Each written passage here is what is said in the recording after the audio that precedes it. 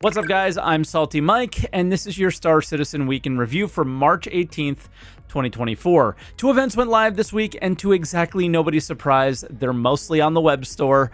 The letter for the chairman was released this week, and that was actually a surprise, and they talked a really big game, but I don't know if they can back it up, and I didn't think a character creator would excite me so much. All that and more on today's Week in Review.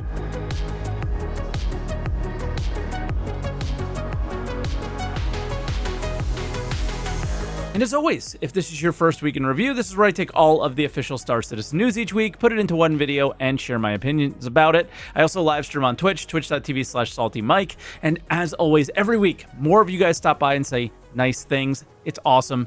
Keep it up. I also have to keep up a good night's sleep after this recording. So before we get into the show, let me share with you today's sponsor. Thank you to Manta Sleep for sponsoring this video. I have spoken on my live streams a lot about how I struggle with sleep, especially falling to sleep. I need sound to sleep, but not like ocean noises. I need dialogue like a podcast or a history lesson, something that keeps my mind from racing. Manta Sleep came through with the perfect solution for me, the Manta Sound Sleep Mask, which allows me to have a blackout experience, no screens in my face, especially after being at the computer all day, but also that audio that I need to fall asleep quickly. I'm a side sleeper too, and the C-shaped eye cups are really comfortable when sleeping on my side. Manta Sleep has you covered for so much more than just the sound mask though. They have freezable and microwavable eye cups that soothe your eyes or refresh them. They have silk masks, weighted masks, and even masks for kids. So if you're interested in checking out Manta Sleep, make sure you head down to the description below or the pinned comment for my link and use code SaltEMike for 10% off your order. Once again, use code SaltEMike for 10% off your order at Manta Sleep. Now let's get back to the video. Thanks as always, guys, for watching the sponsor spots, as they're a really big contributor for allowing me to get an editor for the channel and make these videos like this much more professionally. But enough of that, let's jump into this week's patch updates.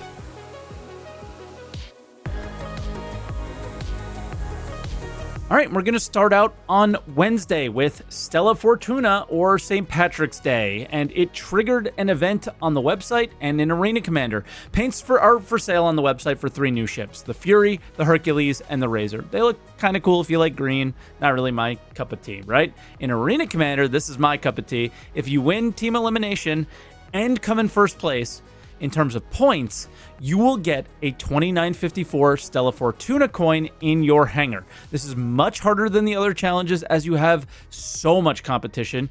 Good luck to you on this one. It was really difficult for me to get, so again, good luck on this one. Lastly, they have a community art contest to create a racing banner, and there'll be some ship giveaways for the winners there.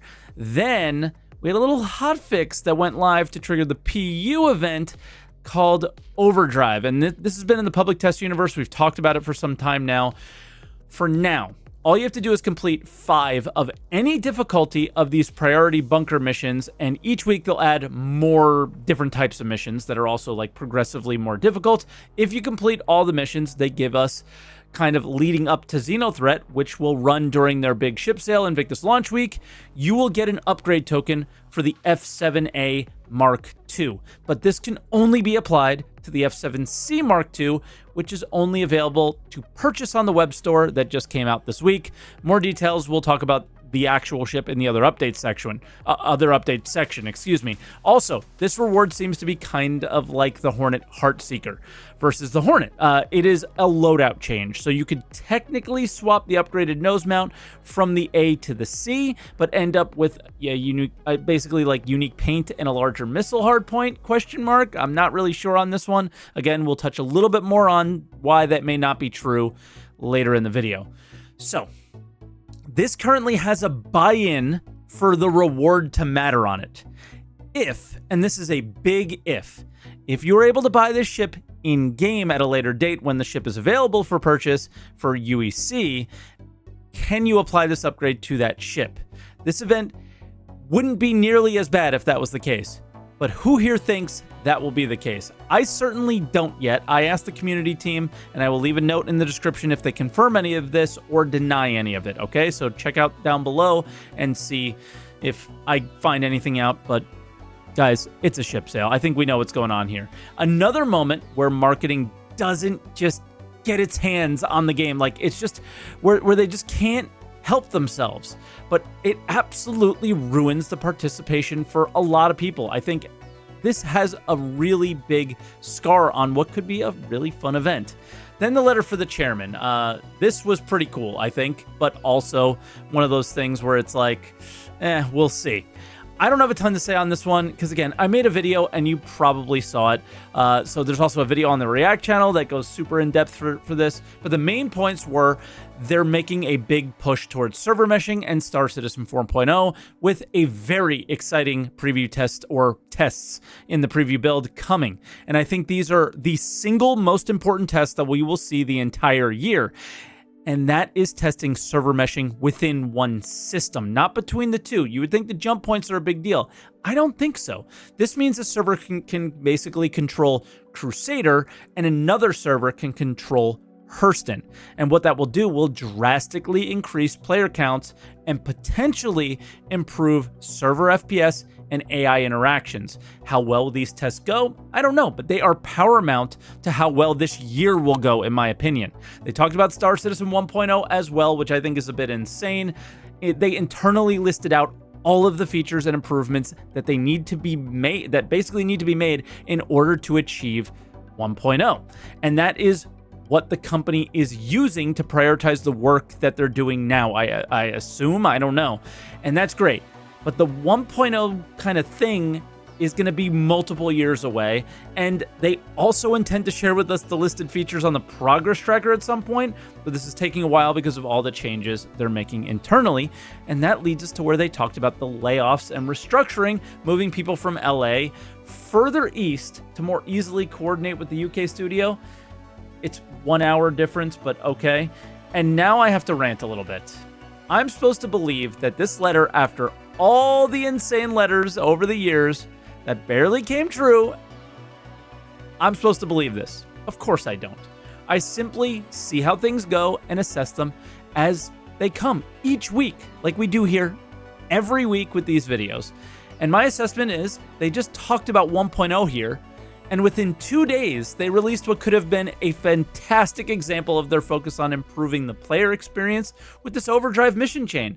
But they managed to absolutely mangle it by allowing people to buy in, pay to win, power creep, and just generally make it a clown show.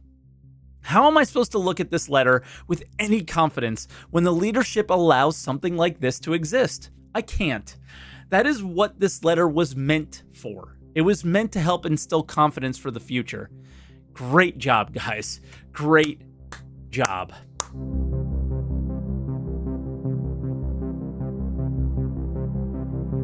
And then we have video updates. And with that, we had an ISC called Avatar Repertoire. And this episode is all about the character customizer, and they showed most of this at CitizenCon.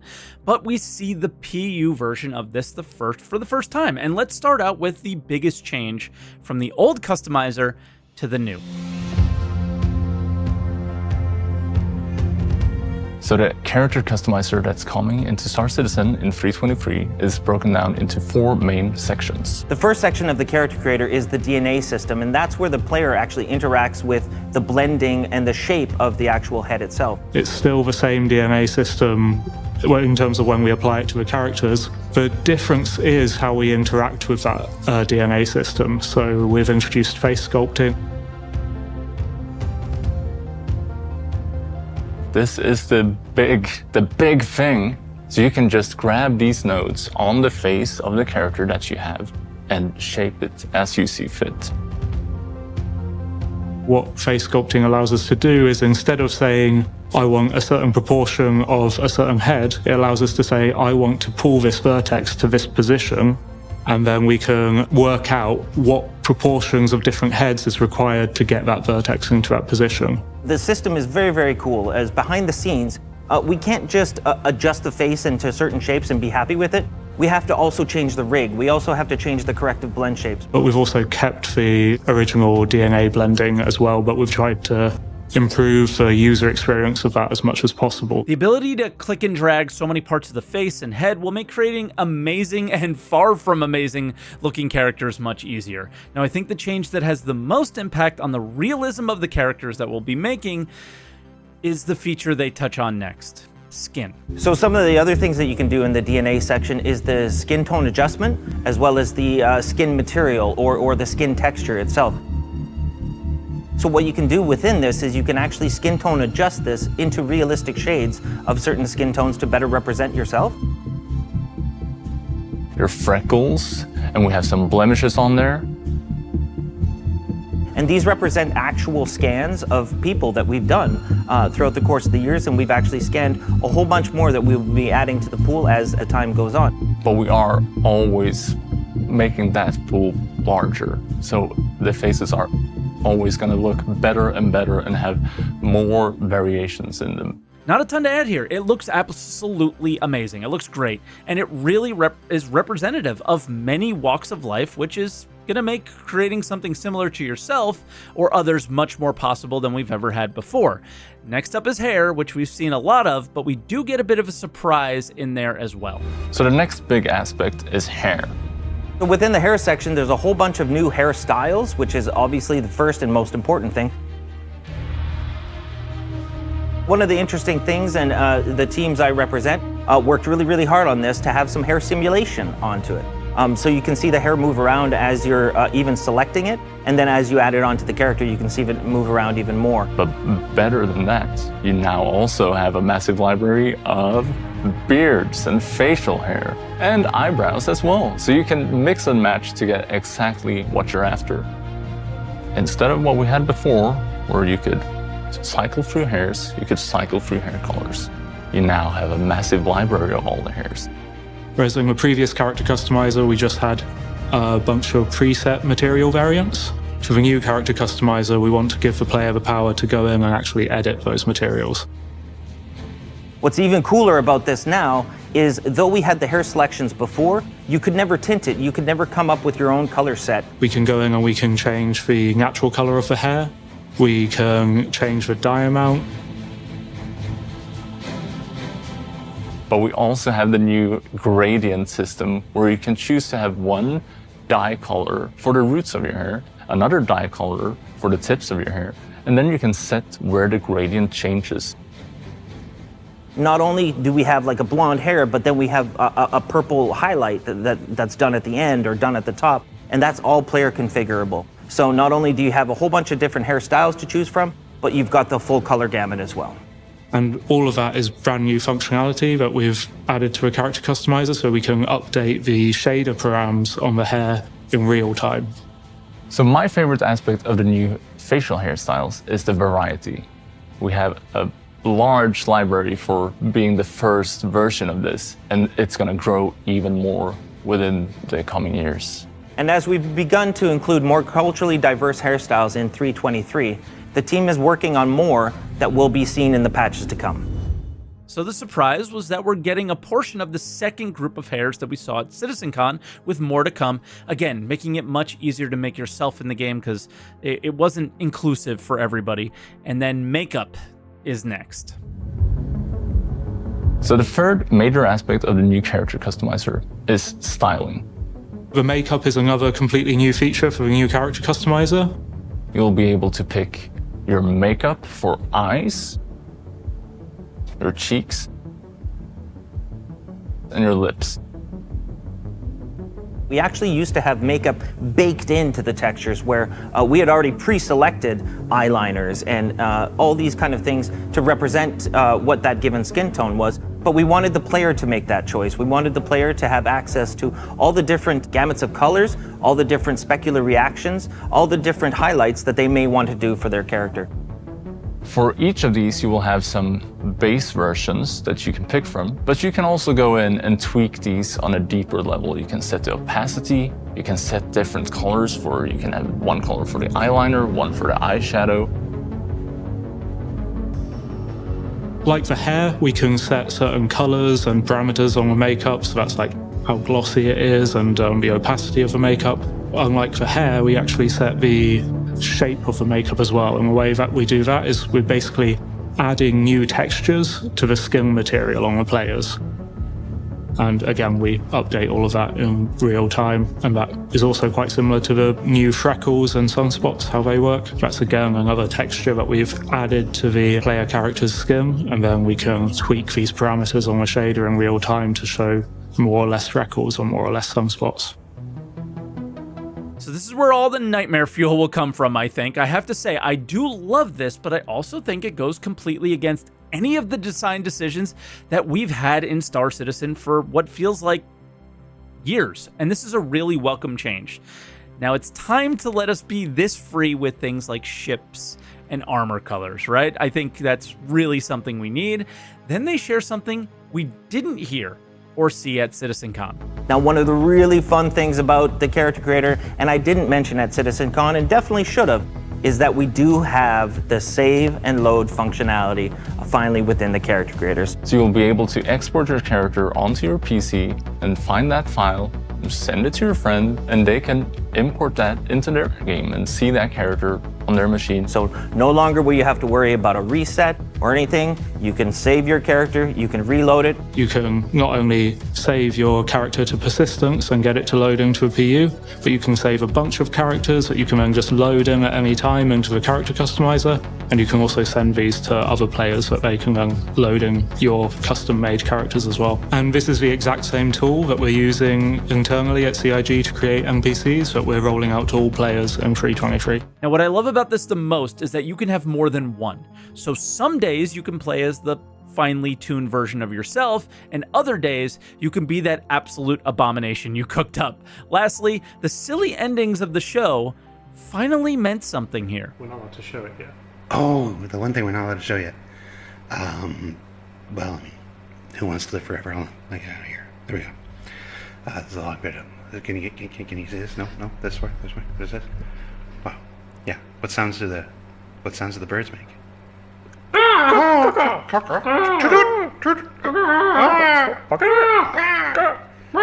Clearly, never heard what a bird sounds like before in our lives. Is that better? Is that what you wanted? So this image shows some sort of what appears to be a predatory bird, and they also shared an image on Sunday morning on Instagram for what appears to be like a dog or a rat-like creature in the sand cave. Now, I'm not sure what this means for 3.23 or even beyond, but creatures are coming, and one thing I do know is they're more than likely to be there and be able to be interacted with, which probably means shot, but who knows after that, right? Like, will this involve crafting, so on and so forth? Probably not in the initial build, right? Then we move on to Star Citizen Live, titled, well, it's a Q&A for FPS in Alpha 20 in 3.23, right? So as always, this is a small glimpse into the episode. If you plan on participating in a lot of FPS gameplay, I suggest you watch the whole thing. I will highlight the things that kind of needed a lot of clarification or the things we never heard about before. And naturally, we start out with the super controversial topic, Sniper Glint. Talk to me all things sniper. Go. So, sniper glint occurs when a sniper is in aim down sight and they are aiming at you at a specific angle. So, imagine if we say that target A is sniper and sniper is here, the target is here. It won't matter necessarily what your angle is, it matters what the sniper's angle is. And we're primarily doing that based upon what you imagine FOV of the player, right? They have like a cone in front of them, and that determines whether you can see the glint or not. And that glint angle is customizable. I've previously said like 11.5, but again, we were spitballing, we were just trying things out. There's a minor glint, and then there's a direct glint. So the minor glint is obviously when you're in, let's say it's 10 degrees, and that minor glint is visible for 7.5. But when they're directly on you, we shine that major glint. This is primarily done because of how powerful snipers are in the persistent universe, and if you're injured at all and you're wearing a heavy helmet, they can just one tap you in the head, and the cost of death is very punishing. It's very high, along with obviously, a sniper being a powerful weapon. We still want to enable the fantasy of it, but you've got to have that initial feedback for you're about to get, they're lining up a shot, they're doing things. and to obviously, there's a lot of gameplay implications there with how that looks, how that feels. I've seen a lot of people talking about a lot of suggestions, and a lot of them were very post-fire oriented. So we want some pre-fire orientated warning that this is going off and occurring, and hey, you should be careful. We're doing some other things as well with regards to snipers, with removing auto zeroing off all scopes, and we're increasing the zeroing increments, so you have to focus more on landing your shot. So they feel we need to have a pre-fire warning for snipers out there. And their argument is not the experience that you have in other games like Call of Duty, but the experience they intend for us to have in the launch of Star Citizen. Death will truly be this consequential, they're saying, which I doubt, honestly, it will be that bad, but they want to give and take. Like, they want give and take with the power of a sniper, right? They want to make it very powerful. They want to feel it. They want it to feel like a sniper, but I think they need to have some takeaways from that in order for it to work. And I think this is a fair assessment. Is Glint the best choice? Probably not. Is it the choice they're going with for now? Yes. Are snipers OP? Yes. They're OP right now. Something has to give. And this is kind of the short term with other changes like bullet drop, recoil increases, hipfire, bullet spread. The gun, all those are coming, and the gun should start to feel in its place at some point. Now, I don't think they're trying to give us Call of Duty. From what I can tell, although Star Marine is leaning way too far in that direction if it's meant to at least be a testbed for the PU, they're using design cues from games like Call of Duty to solve problems in our game. Better than leaving it for years, in my opinion. Again, none of these solutions are perfect. We provide our feedback, and hopefully things will get better. Then they cover the most painful FPS experience, in my opinion. So, force reactions are always a very contentious point. We tone them down for 322, and at the moment we're looking at removing staggering of all weapons, all FPS weapons. So no weapons will no longer all weapons will no longer cause the player to stagger, but obviously we're still keeping flinching and things like that in. Grenades will still cause knockdowns and things like that, but basically making it more believable and as you'd expect, and less frustrating. Because we know staggers are a big pain point for people who do a lot of PvP and FPS. To be clear here, I think staggers mean maybe the knockdown, but it could also mean some of these more drastic flinches. And like Zach said, they aren't realistic, and they are so frustrating to deal with. Glad to see them go, but glad to see the kind of like flinching is still in, because it means it makes it a little harder to aim while you're getting hit. Now, there were some kind of other things, but I'm just going to quick hit them. They want to add more grenades like smokes, ballistic shields. Like there's one in Squadron, and they want to bring it into the PU. Scopes won't look as good as they did in the demo at CitizenCon because something broke with upscaling, and they did a temporary fix for armor blocking with scopes. So if you've ever seen like your arm blocking the armor, they fixed that. Recoil patterns will improve the way guns feel. The S38 is in Gun Rush, and it is the only 323 designed weapon that's in the PU, or I guess in 322.1. There's so many 320s in the game right now, and it feels really good, which gives me confidence in the future kind of gunplay for 323. And then shotguns will also get a buff in 323, so look out for that, basically. And with that, let's go into the other updates this week.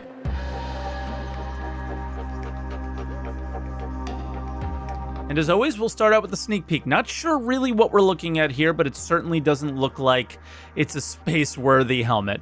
Could be implying a number of masks are coming or something, because the caption reads, "We all wear masks." Okay. Then we had the Squadron 42 monthly report. Normally this gets its own section on the show, but this month's information in it was really like entirely Squadron related from what I can tell. So I didn't see anything really to break out for you that would be relevant to the PU. So I think you should know it's there at least. So link is in the description for you guys to check it out if you're really interested in Squadron. Then the Anvil Hornet Mark II. I keep calling it MK2 and everybody's getting mad. This is the newer, sleeker looking Hornet. Basically, it's from Squadron and it comes in two forms, the F7C and the F7A. They share the differences on the website, with the C having less firepower and a smaller power plant, which might be relevant, and then the A having stock firepower that's higher and a larger power plant. This might imply that the F7C would not be able to take the F7A's guns, or the amount of them, because maybe it couldn't power them. but I'm not sure. So we'll have to look out for that. That's maybe something we can ask in a Q&A type of session with the F7C. Now, the price is $160 war bond, new money, and $175 if you're using any store credit. There are a couple skins there, but they're just okay. I don't know if, this will end up being a good or a bad ship. It looks cool, but mainly what a stain they put on this thing with the event. I don't really have much to add on it. It just drives me mad because it's honestly one of my favorite looking ships in the entire game's universe, and yeah, what a bummer. Then there's a lore post, and they did a lore post on the 890 from an old Whitley's guide, so if you want to know the lore on the ship, feel free to check it out. Links are down below. That's it for this week, guys. So as always, thank you so much for watching Week in Review. Things have been blowing up on the channel. You guys have been stopping by the Twitch stream. Everything has been awesome. As always, check out our sponsor. And yeah, like Manta Sleep's really awesome. So yeah, links down below, links in the pinned comment. And yeah, another week down, but another week that is filled with a bit of excitement and a lot of disappointment. So I'm really looking forward to these playtests coming up around server meshing. I'm really looking forward to our first 323 Evocati stuff. And yeah, outside that, I'm playing Overdrive. I enjoyed it. I enjoyed it as a group mission. It was actually fun playing with my friends. Is the event or the missions super in-depth? No. But what MMO quest chains are, right? Overdrive, the real thing for me that it's missing is lore or voice acting, right? Because that's kind of what quest chains are all about. And the reward at the end, unfortunately, is incredibly disappointing. But again, that'll do it for this week.